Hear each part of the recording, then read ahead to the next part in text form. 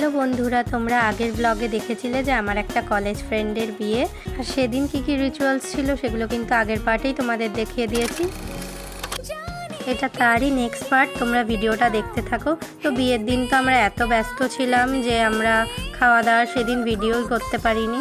ওর বিয়ে আর রিসেপশনে কিন্তু প্রায় একই রকম স্টলের আয়োজন করা হয়েছিল, যেমন ফুচকা, লস্যি, পকোড়া। সব খাওয়ার পরেই আমরা মেন কোর্স খেতে বসে যাই। আর এটা ছিল রিসেপশনের ভিডিও।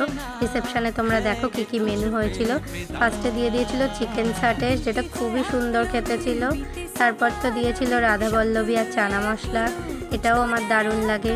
এরপর দিয়ে দিয়েছিল ভাত আর ভেজ ডাল, তার সঙ্গে আলুর একটা কি যেন করেছিল সেটা দিয়েছিল। তারপর ছিল দই কাতলা, মাছটা কিন্তু খুব ফ্রেশ ছিল। এরপর চলে আসে মাটন আর পোলাও, এই কম্বোটা কিন্তু দারুণ লাগে আমার।